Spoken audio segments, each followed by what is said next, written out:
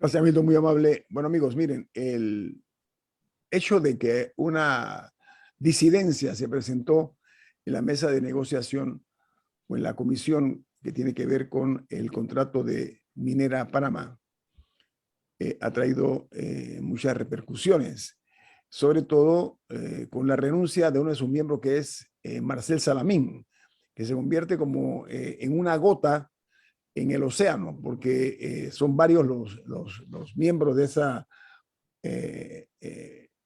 agrupación que se nombró, pero que tienen por el frente un desafío colosal, que es el defender los mejores intereses del país. Esa es la parte noble de la misión de toda persona que sea designada para negociar algo que tenga que ver con los beneficios y las cosas que son de nosotros como país. Entonces, ahí estamos viendo nosotros que por décadas aquí en Panamá, algunos políticos han puesto distancia entre las promesas de campaña y los hechos. Eso es una realidad inobjetable. Pero en el caso de Marcel Salamín es una persona con una trayectoria, si lo vemos en perspectiva. Marcel Salamín fue parte del equipo de Omar Torrijos Herrera, del general Torrijos. Él fue parte del equipo del general Torrijos cuando, por ejemplo, en diversas negociaciones que se dieron, él formó parte de ese equipo de lo que yo denomino los hombres que defendieron con vehemencia y con muchas ganas el hecho de que Panamá fuese plenamente soberana en su territorio. Bueno, Marcel Salamín es uno de esos. Y da la casualidad que en este momento Marcel Salamín renuncia o renunció a esa honrosa designación que se le hizo para que formara parte de la comisión negociadora. Y Marcel Salamín dice que en ese sitio, confiesa Salamín, y lo estoy citando, hubo una posición que realmente para mí es humillante, es vergonzosa. Y no dudo de la palabra del señor Salamín, porque yo creo que Marcel Salamín tiene mucho que perder a estas alturas de su larga existencia y tiene mucho que cuidar. Esa es la impresión que yo tengo, y me perdonan que lo mire de esa manera, pero lo comparto. Marcel Salamín dijo a los cuatro vientos que había una expresión que, reitero yo, para mí es hiriente, de que alguien dijo que el cobre de Panamá no era de Panamá, sino del que lo explotaba. ¿Sí?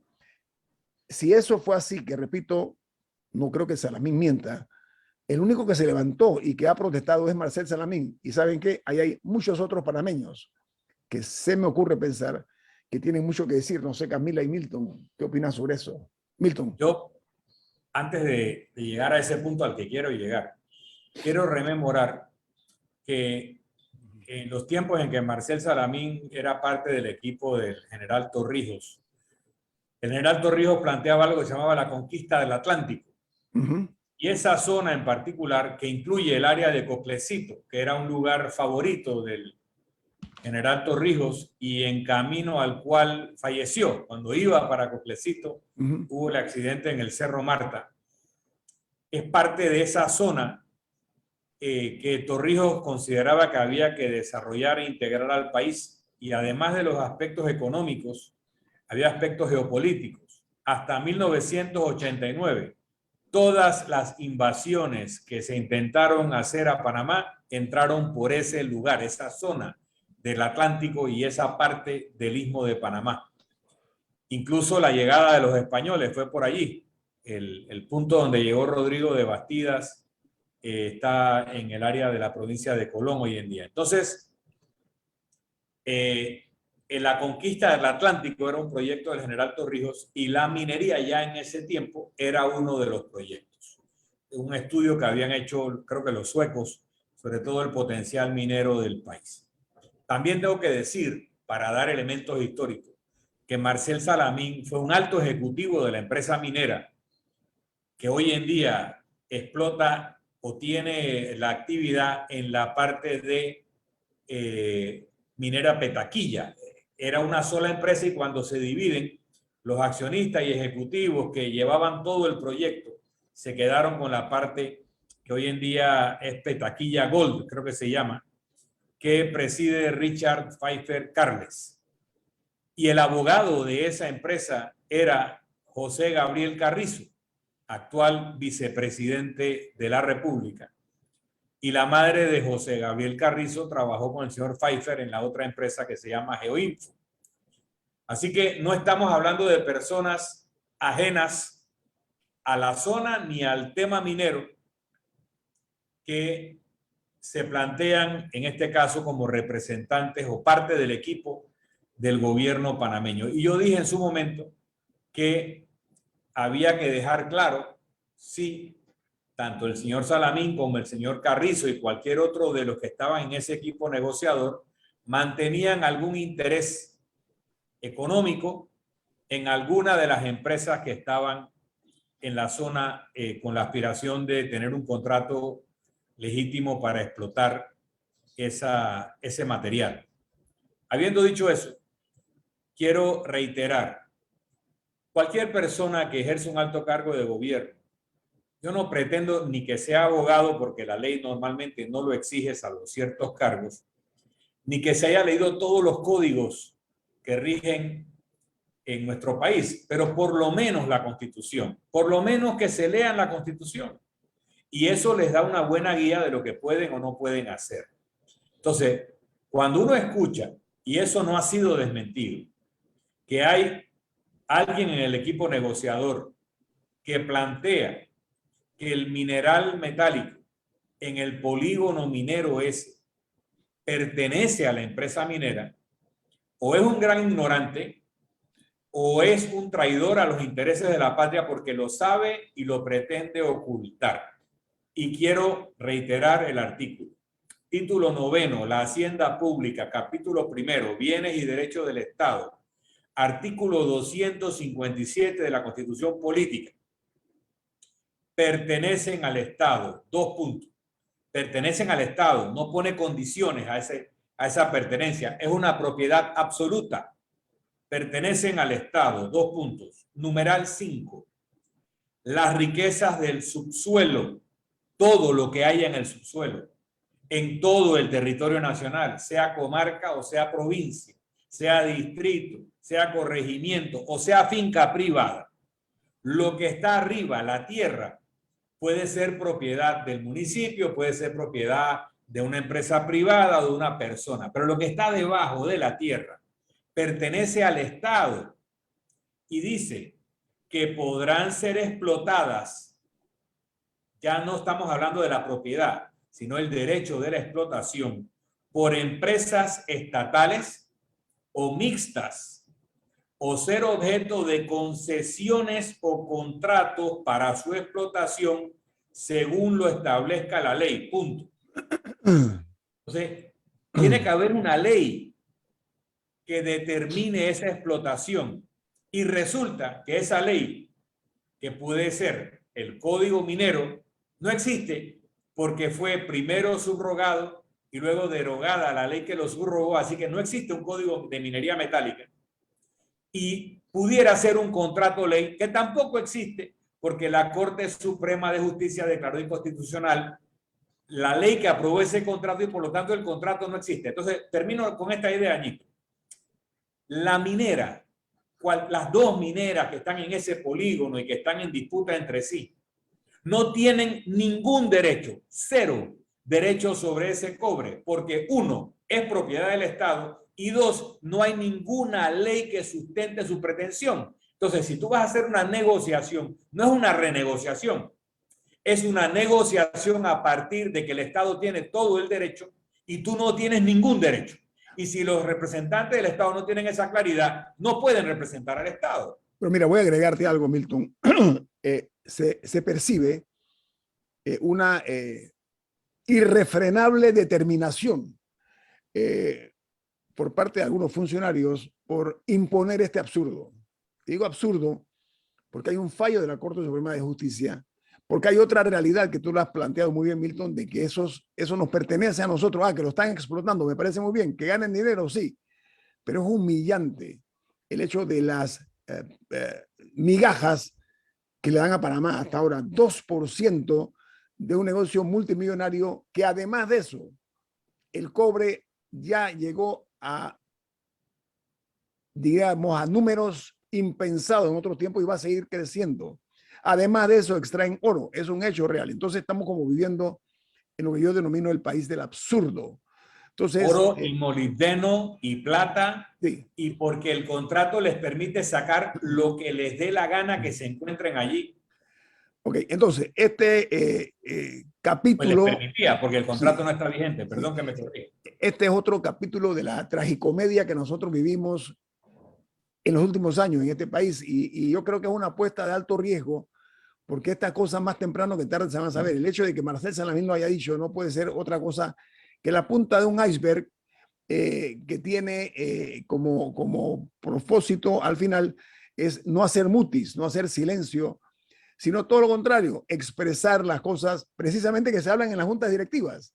Aquí se pretende, bajo algunas circunstancias, de que todos sean como becerros, ¿no? Todos vayan por la misma filita con el que va adelante va con una campanita. No, en la junta directiva tiene que primar el criterio, tiene que primar la convicción en las cosas. Hay además una responsabilidad ineludible en las personas que forman parte de cualquier junta directiva, ya sea en gobierno o en la empresa privada. Camila, al regreso del corte comercial se la paso para que usted tenga bien opinar. Estoy seguro que lo va a hacer con mucha enjundia.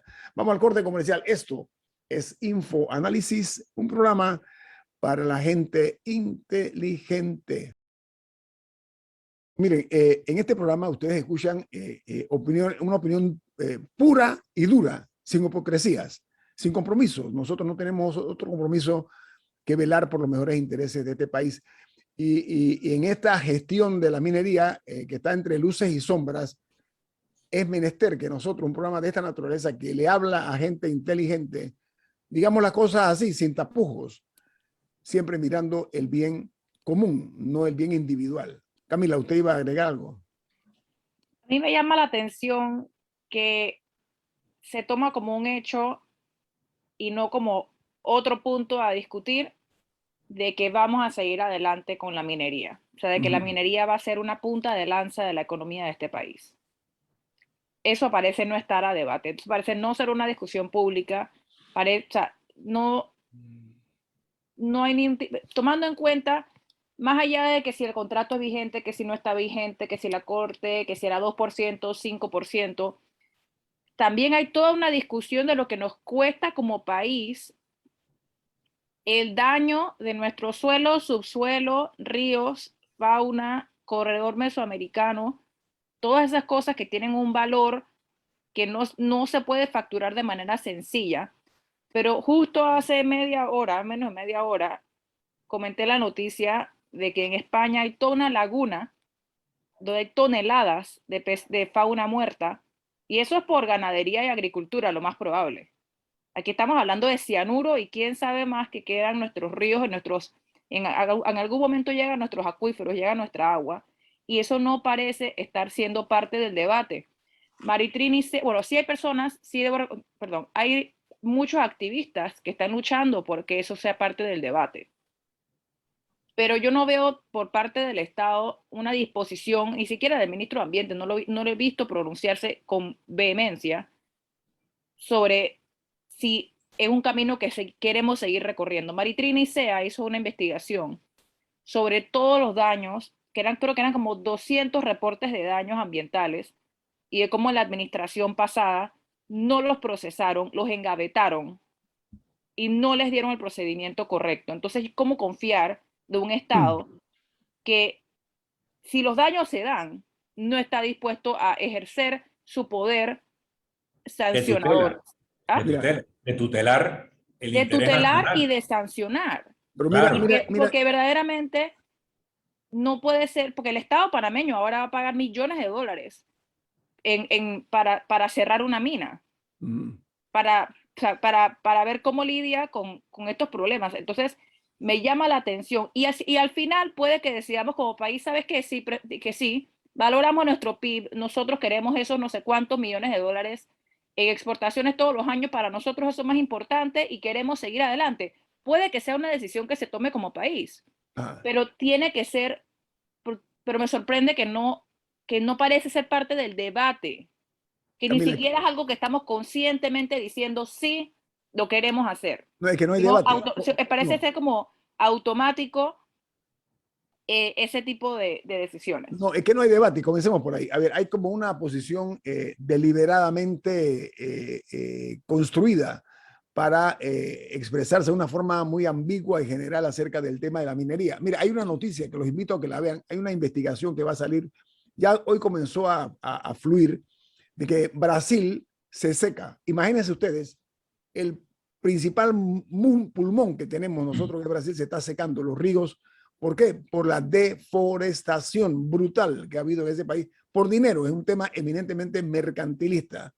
Y el planeta se sigue sacudiendo en diversas formas, protestando por el maltrato que le estamos dando. Nosotros con este proyecto minero vamos a contrapelo de lo que es la iniciativa de las grandes potencias mundiales y del ser humano consecuente con su realidad. Esa forma como arbitraria, como se ha ido fomentando, ahora se le está dando no sé cuántas hectáreas más para explotación. Hombre, oye, por favor, oye, son 25.000. 25.000 hectáreas más. Oye, el sentido común, ¿dónde ha quedado? ¿Dónde ha quedado el amor a la patria, hombre? A mí me preocupa y muchísimo este tipo de situaciones, porque lo que hay es que desterrar este tipo de situaciones que se están dando en este país, porque es perverso, es una perversión. El hecho de que además de que ya hay resultados nefastos, ¿okay? Por la forma como han sido abiertas heridas en el subsuelo nuestro y en nuestra importante foresta que tenemos en lo que son bosques vírgenes, etcétera. Hombre, y que le sigamos dando contratos a esta gente en cuanto a mayor cantidad de hectáreas para que continúen la deforestación y la devastación. No creo que eso merezca otro término que una perversidad absoluta. Diga, don Milton. Sí. Yo tomo la preocupación de Camila como probablemente el punto más importante en este momento que vivimos, y es que tenemos el derecho y el deber de como país debatir qué queremos hacer con este tema. Porque nosotros podemos decidir como Costa Rica no ser un país de minería metálica, y porque queremos salvaguardar otras cosas, desarrollar el turismo, etc.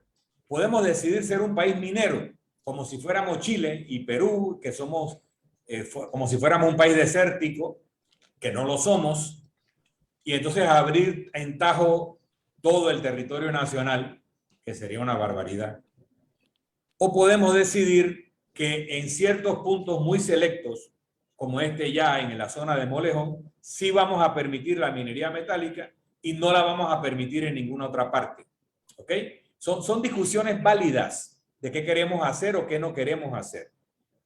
Tampoco es razonable, aun si decidiéramos explotar la minería metálica en esa zona, incorporarle 25.000 hectáreas más de tierra que ya es parte de reservas naturales, que ya son parte del corredor mesoamericano, ¿ok?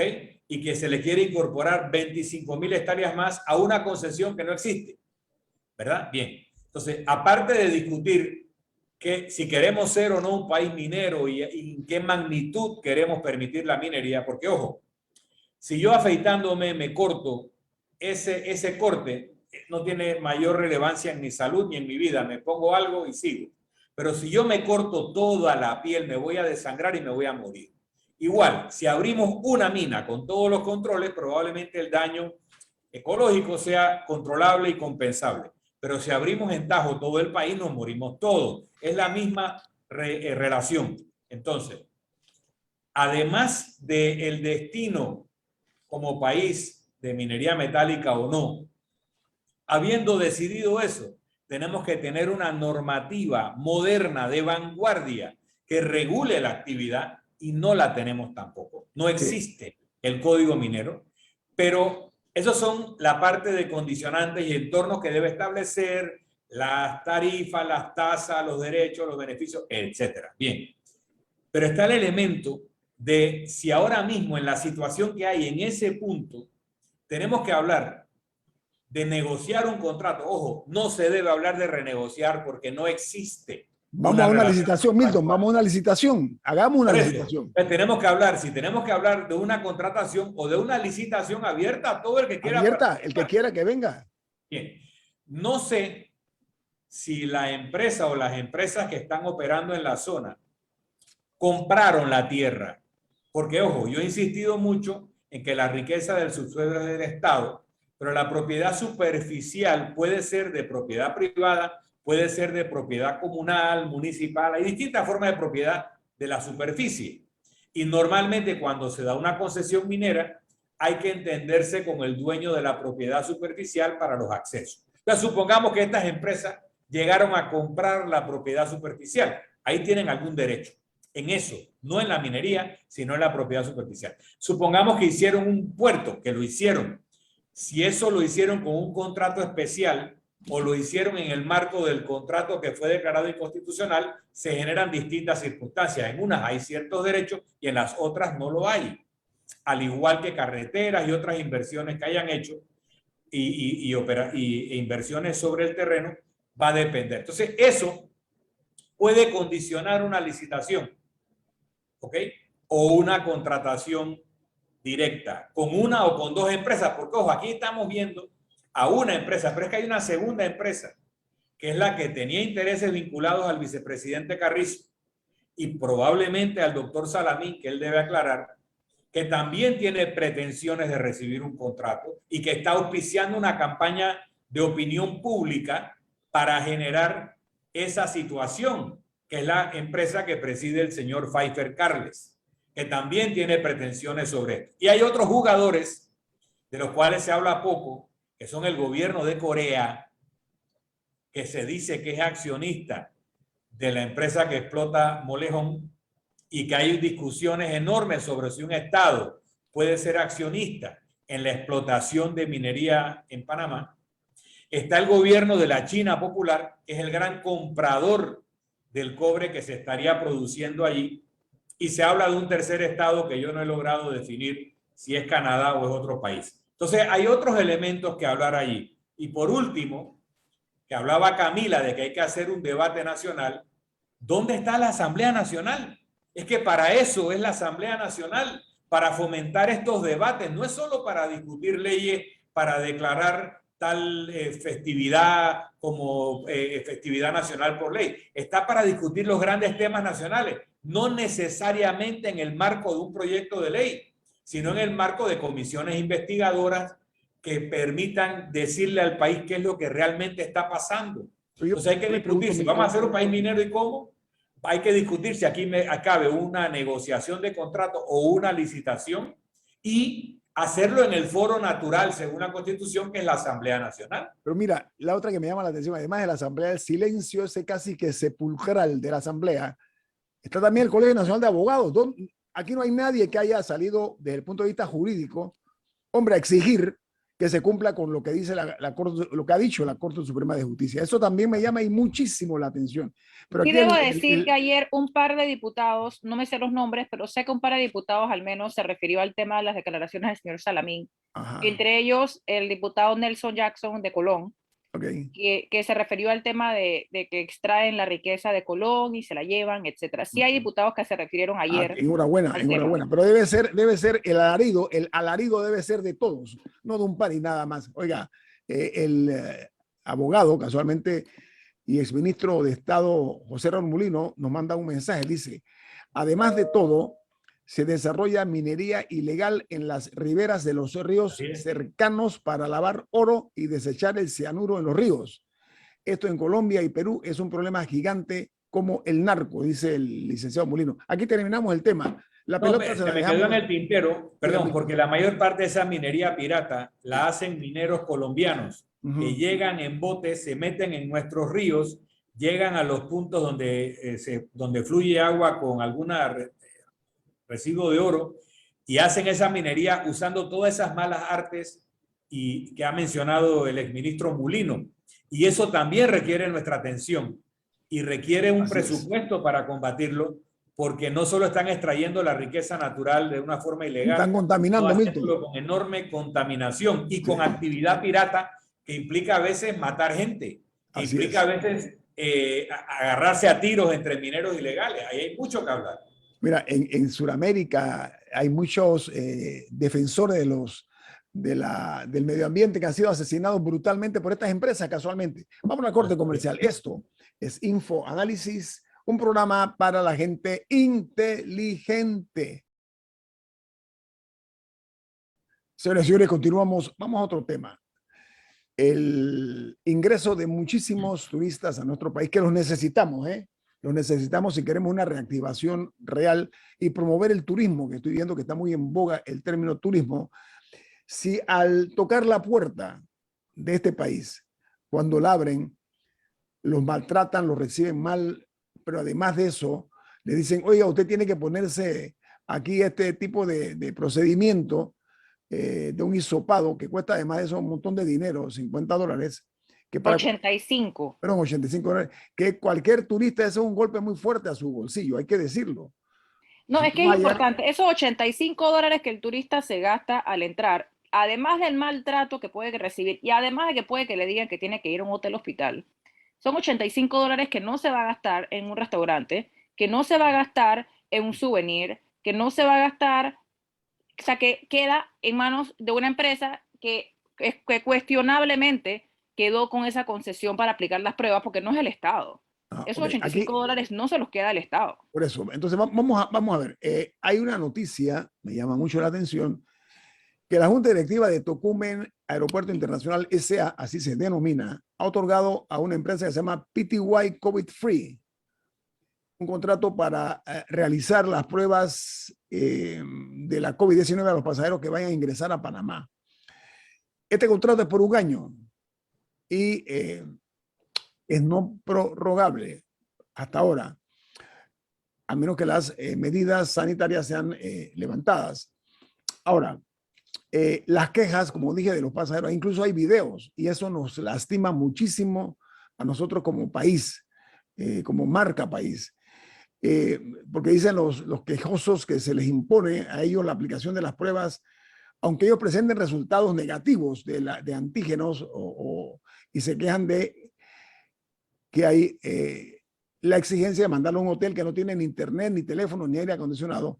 Oye, esto verdaderamente es una apuesta a la falta de lógica. O sea, no puedo entender cómo en medio de la crisis que estamos viviendo nosotros todavía se practican este tipo de exámenes a pesar de que la gente muestre que tienen, que se han hecho las pruebas y que son negativas. Entonces, O sea, el problema no es que se realicen las pruebas.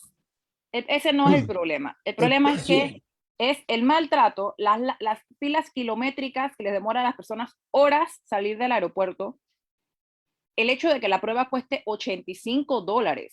Eso. Cuando en otros países las pruebas se hacen gratis. O sea, uno encuentra como que le apliquen una prueba gratis o si van a cobrar.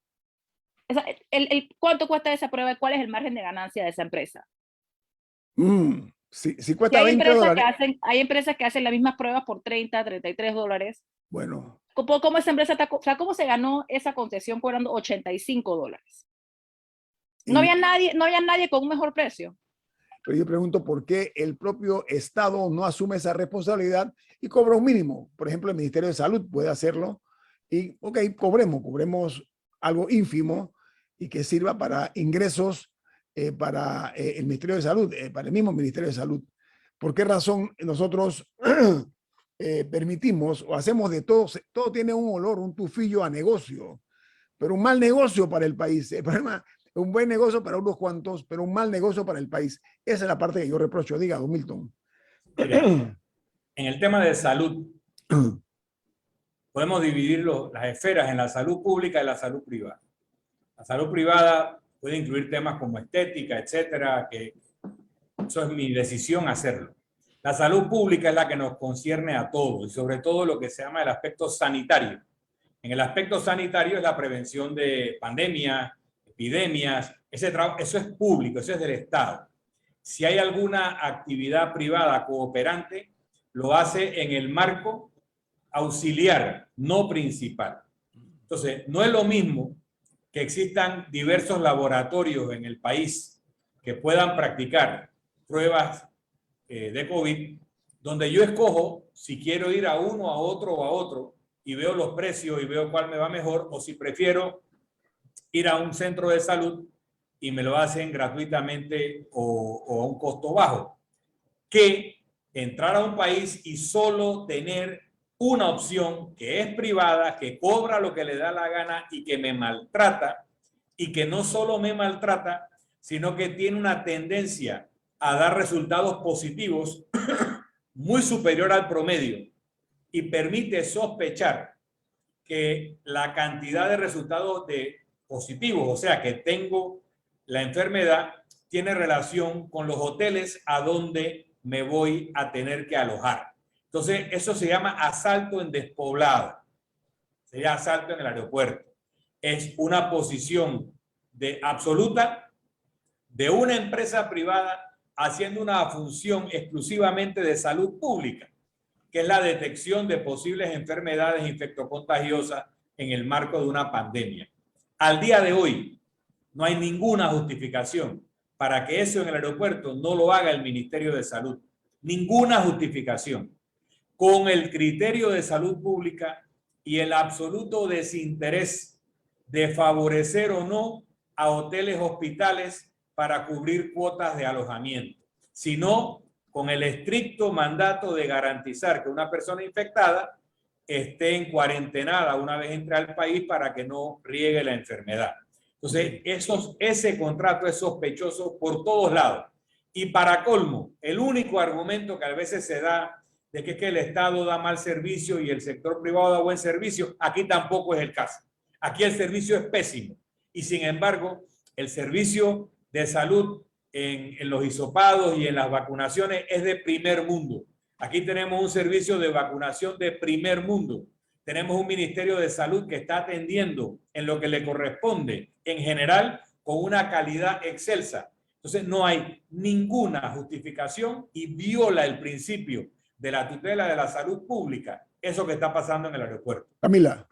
No, aparte de que la medida estaba supuesta a existir para proteger a Panamá del ingreso de la variante Delta.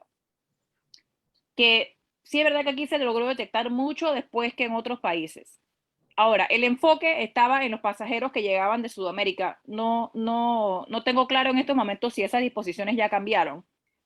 Pero ya la Delta, ya hay contagio comunitario de la Delta en Panamá. Estados Unidos, por ejemplo, y otros destinos que no son de Sudamérica, estaban llenos de variante Delta y no se les exigía las mismas disposiciones que a Sudamérica. Además de que los mismos expertos en salud ya habían estado abogando desde hace rato de que si la persona estaba vacunada y traía la prueba negativa, las probabilidades de que pudiera estar transmitiéndolo eran muy bajas. Y agrego a eso que hace meses, o sea, si el tema que les preocupaba era que la gente trajera pruebas falsas, hace meses la IATA, que no sé qué significan las siglas, pero es que es el organismo que conecta a diferentes aeropuertos y aerolíneas y que regula temas de aviación.